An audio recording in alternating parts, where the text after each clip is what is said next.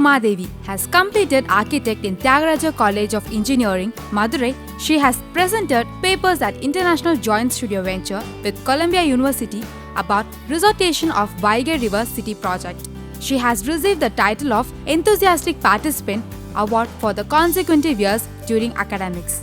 Her dissertation project on critical analysis on urban street culture in a mixed-use present is about to publish by Lambert University. She is currently working as a junior architect at 101 Design Studios, which is the green and growing architecture firm handling projects ranging from schools, farmhouses, sports complexes to hotels, malls and office buildings.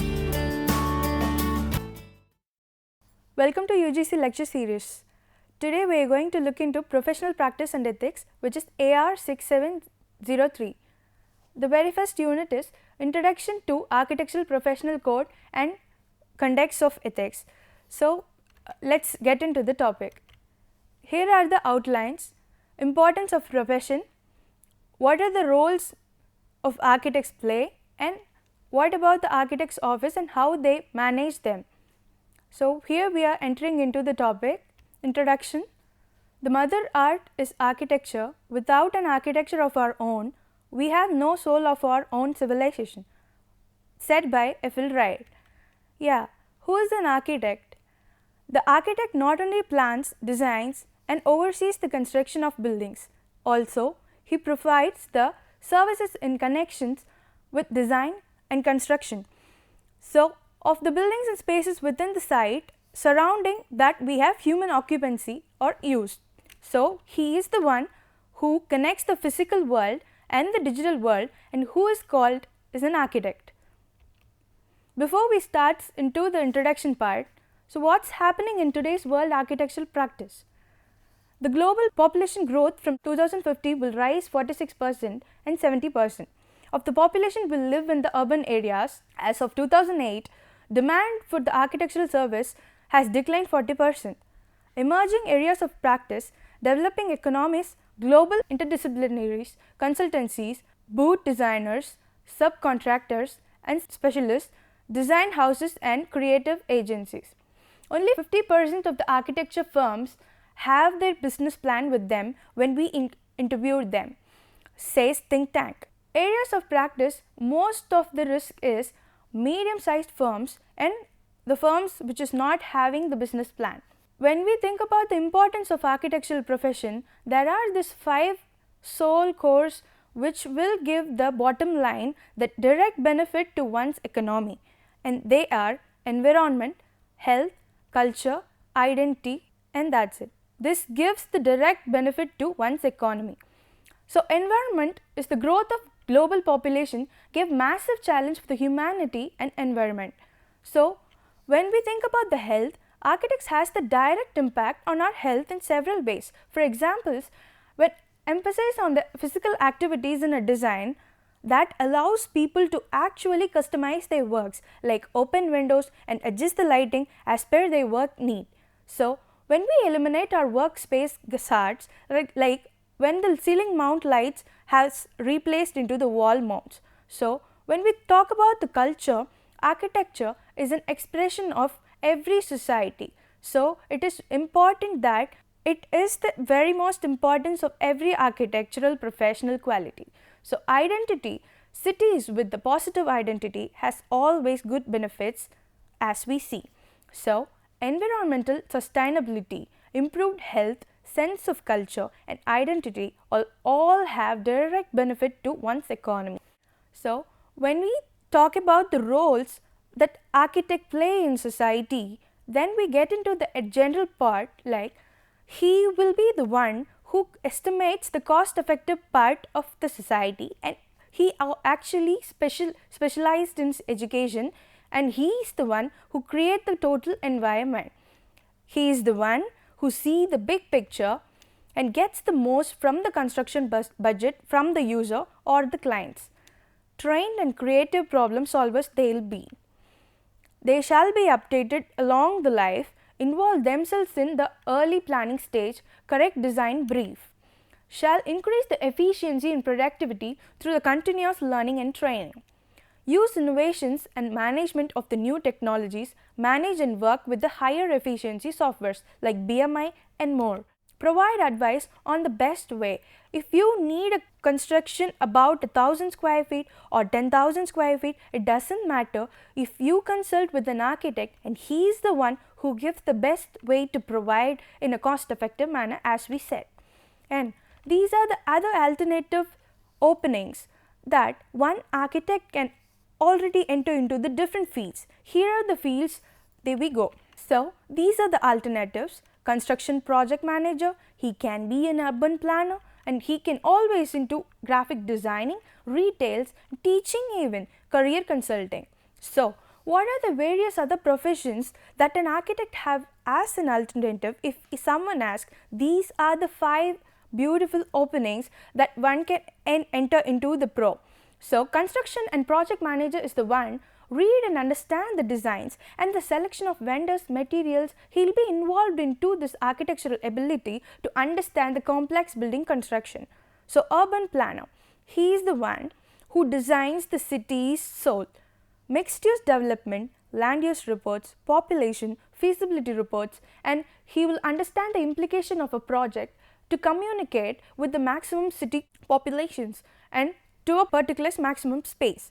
So graphic designers visualize the communication, he totally visualize the city's profile. This will be also into the branding, advertising and more. The other risk part is retails, DMS and IMS, YPP, business management and REM and FM that are wide openings to enter into this society.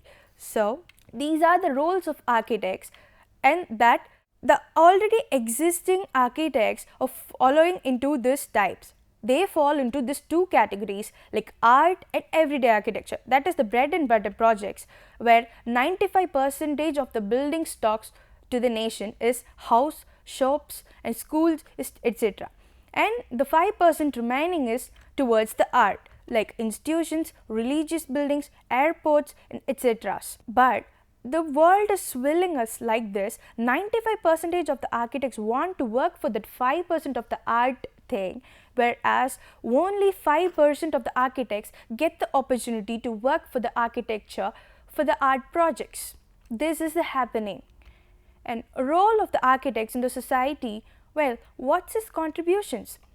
When we think about this, there are these 6 things: urbanization in cities, sustainability and community services, later art and architecture and non-stop training, disaster and emergency architecture. So when we talk about the urbanization in cities, poor management of the cities leads to chaos. So architects can become the public advocate on public interest, have a review policy. Sustainable, when we talk about the sustainability, energy and environment technology, this is what one society's expectation, like architects should consider the external world that should connect with the physical their real world. So community service is this thing, participate in the social welfares and NGOs, special organizations. Apart from this professional benefits, he should also be thinking about this community service. Then disaster and emergency architecture, take part responsibility to rehabilitate and rebuild for the people who are suffering. Like he should be immediate and situational problem solving skills. He should be enhanced in that.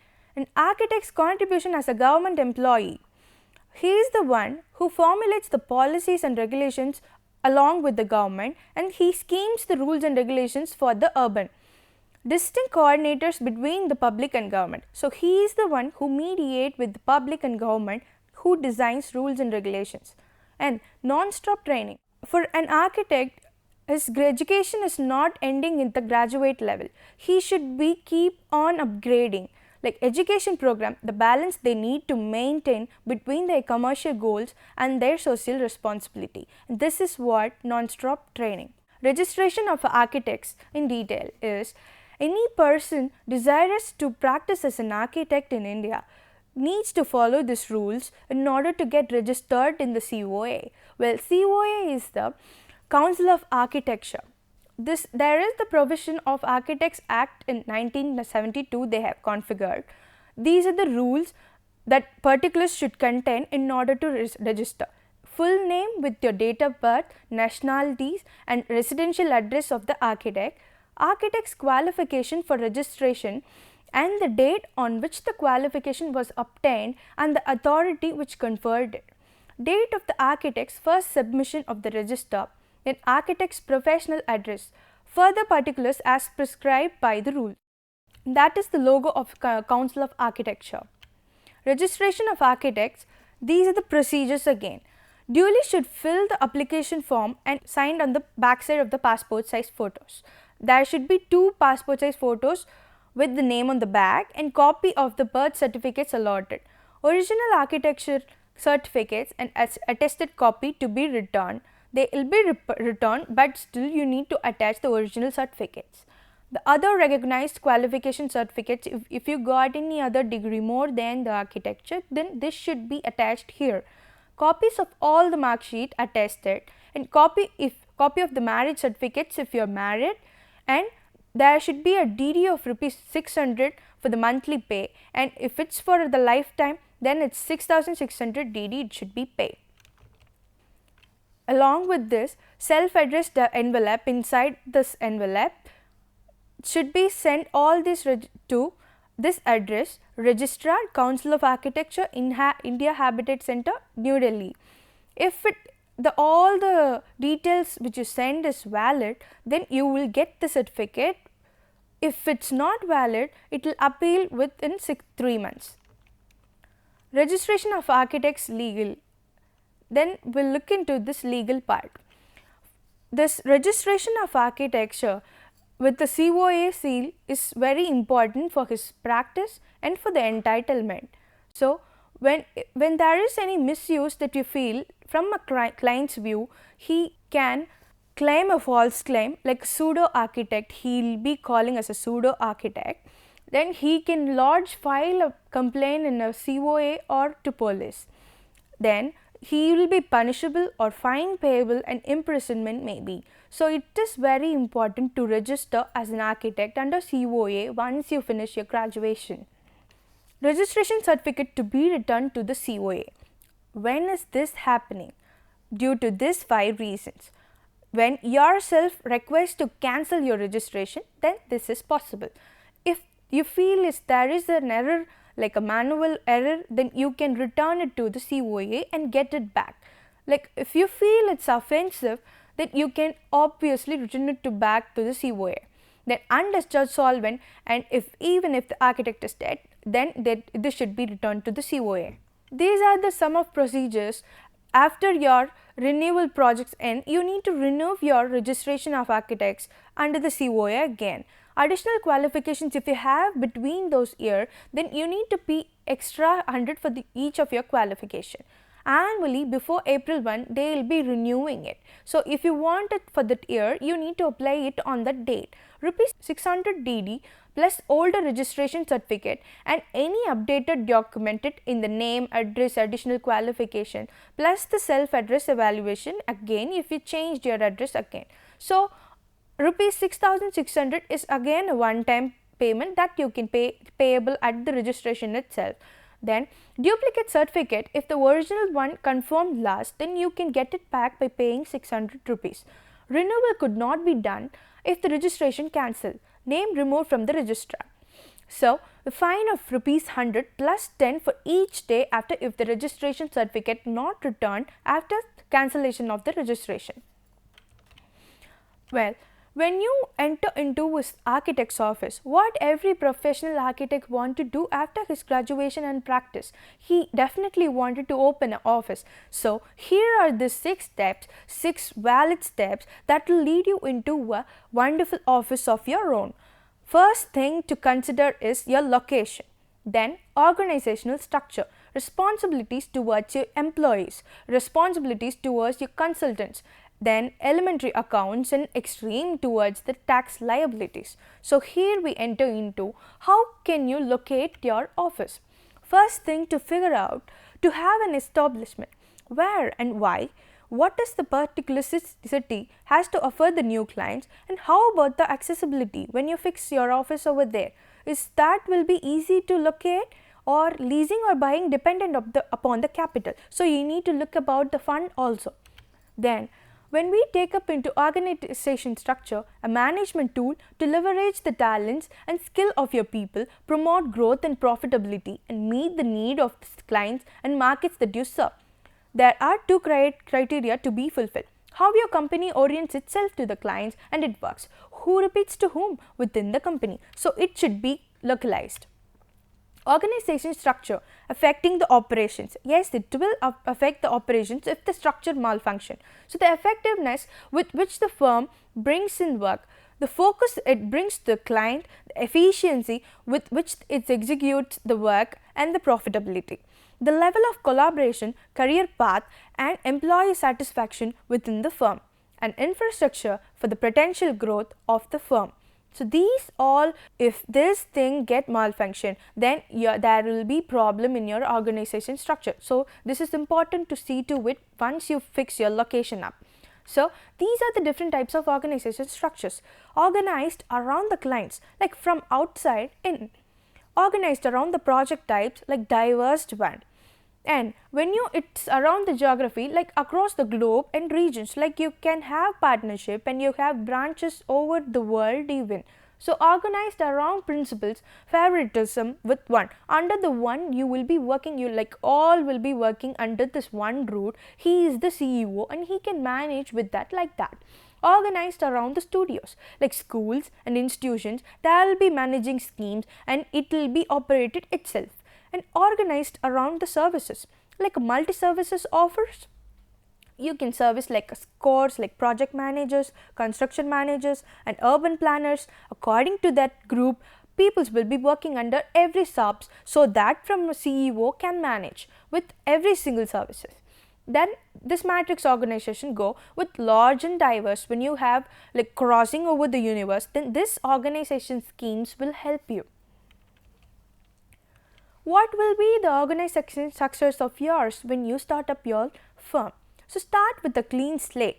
You have write downs like that. So strategic planning and organizing your structures should start afresh and not burdening by legacies. Of course, you should look about the legacies as we mentioned before, but it is important to have your own strategic planning, and that will lead into success from many legends. Resist the temptation to put the names in the boxes. Work out of the best structures in terms of reporting and hierarchy. Then access the best people for each position. Every position is important and they will be the core to improve your architectural firm, architectural life, and even the urban society. So every designee is important in our office. Employees have to support and believe it in them before being implemented. They should believe that they are working for themselves and their improvement, and then for the improvement of office. So this is how an organization structure works. So architect office, this is what the responsibilities of every architect should have upon their employees like this. His communication to the employees should be like in a day with like a friend, and he should be ordering when there is a work. So he is the one who is ability to crucial decide when there is a time lag. He should be decide like which should go first and which should go second. Of course, he should sit when the planning schemes operates. Then he leads rather than contains, and treat the employees as assets and not the liabilities. They are our assets, so treat them like one. Talent, intelligence, teamwork, he should assist all the three in one hand. Planning is essential rather than the salary mode. Hire, look for the best talented freshers under senior staffs, evaluate their abilities and give them opportunities. Other designations can be employed also. This is what the other designations one architect's offices can hold, like concept developers, development stage, and structural consultants and administration team. These are the four groups that will be majorly needing in every architectural office, so that they can manage themselves under a single CEO scheme. So These are the responsibilities. Responsibilities towards consultants and associates shall provide informations, project briefs and requirements, required drawings, documentation, tender bids, and even in a manner accordingly they will lag it on their scheme and they will confirm with the client. Assist in the pre-qualification contracting, tendering and payment. Manage and assess their works, confer with them before giving clarifications in the work order. So, these consultant and associates also we need to look at them when in the architect's profile. So, these are the elementary account factors that will be basic soul for your every office. Not only in the architect office, this is the basic soul for every office. Financial health, this will decide your office future. So, look it into the assets, liabilities, equities, income and expenses. So, when we talk about the assets, there are some tangible and intangible assets that you can hold, like an income it will be. Liabilities is the total burden that outgoes, the expenses. Money you give to others is exactly called liabilities. Equity, when the assets and liabilities go in hand, what you have remaining, it's called net worthy.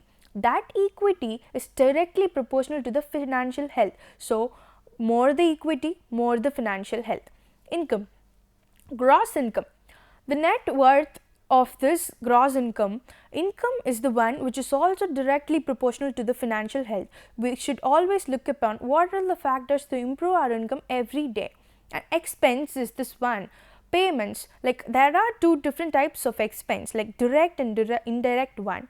Expense is inverse to financial health. So, we should cut down our expenses at any cost. Profit or loss is equal to the income when we subtract it from the expense. That is what when we got profit or loss. That is called PL account. Assets, liability, equity, which is equal to the balance sheet. So, when you need a balance sheet, it all should be tallied and you should get a balance sheet like that for every year. Fund, while we talk about the fund, these are the three elementary accounts of funding choices. One is personal savings. While you have to save from the past until the future, and you can provide yourself and fund yourself on. But if not the case, then you can borrow from the family or friend, and that is also possible. And the third one is bank loan. While you have plenty of them out. When elementary accounts, when we talk about this, let's start with the assets. Possessions which are tangible or intangible in nature, which can be encashed. Your investment as capital, money required to establish your office, buying equipments, software, car and furniture, etc. When we talk about this elementary account liabilities, sum of the money you owe to other, that sum is called liabilities, which you give out from your hand, and that is the liability. Car loan, for example, borrowing from the banks or relatives, etc. This is the money which you are legally required to pay back in the installment manner or as per the agreed terms and etc. Then, when you talk about the equity, the value of the firm's assets, generally called as net worthy. Equity is equal to the difference between assets and liabilities. Higher the equity, the more health is your firm. So, when you talk about the income, it's also called as revenue. The revenue will decide your firm's future. So, gross income is generated from the project, fee, any other JV, interest, dividend, royalties, etc. The net incomes is profits remaining after expenses have been deducted from the gross income. Income will always increase your equity. More than income, better the life finance with. So, elementary accounts expenses then.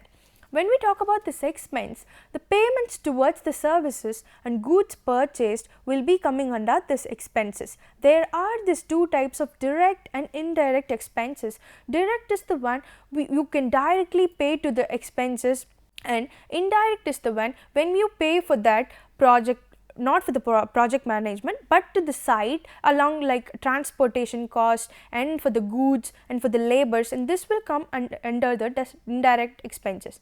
Expenses always decrease your equity. So, we should keep an account for your expense and cut down it in order to increase your income. Then, when we talk about this profit and loss, when the above value results in negative, it is a loss. PLN has to be computed under certain standard rules laid down by the Tax Act. The financial health of your firm is depicted in the balance sheet. Balance sheet covers assets, liabilities and equities, which reflects the value of how much you own and owe. Then, incomes and expenses account is also called as PL account. Reflects changes in the value of how much you own and owe on particular date or a period. Then, profit is what is called when the difference between the revenue and expenses, what else you have in your hand, is known as profit. Then tax liabilities. When we talk about this tax liabilities, this all service tax, IDs and PAN, TDS, everything will be coming under this rate of tax. For example, for the service tax of 10% of the values of the service tax, education is there will be like 2% of the service tax payable, and secondary and higher education will be like 1% of the service tax. Other penalty or interest as levied or applicable as you agreed before. When this tax liabilities will have their own clauses and classifications under the sections of 65 and subclasses of 105 and more of that bylaws. When we come to this tax liabilities, exemption and exclusion. Well, exemption is what is the basic amount from your direct tax, and that is called exemption. Exemption to the value of good and material sold by the service provider in exercise of the power conferred by the section 93 of the Finance Act 1994, 32 of 1994, the central government being satisfied that it is necessary in the public interest to do so. Then hereby exempts so much of the values of the taxable services as to equal to the value of goods and materials sold by the service provider to the recipient of the service. So, from the service tax leviable thereon under section 66 of the said act, subject to the condition and there is due proof specifically indicating the value of said good and materials. When we come to the exemption of the tax services provided by the TBI and STEP. And what is mean by TBI and STEP is the expansion goes like this: Technological Entrepreneurship Park and recognized by the National Science and Technology Entrepreneurship Development Board of the Department of Science and Technology, Government of India, from the whole of the service tax leviable thereon subject to certain conditions and procedures. So, these are all the whole important thing which will lead you into the beautiful organization and successful future of every architect's office. And there guys, we have learned from this session is what is the introductions to the students about the architectural profession and registration procedures, and that is very unclear to the students of now, and renewal regulation, and that should be followed in order to avoid those penalties and punishments. Glimpses about the role of professional bodies play and alternatives they have in the field, so that they can have the hope, like they have so much of fields and professions we have inside this architecture that they can practice well. I think we have gained the knowledge about the elementary account details, which is still unclear to the many like student level. We are very unclear about the tax and details, and these are the few basic briefs about the account details here we provided. And that's how the architect's office can be stepped up and managed.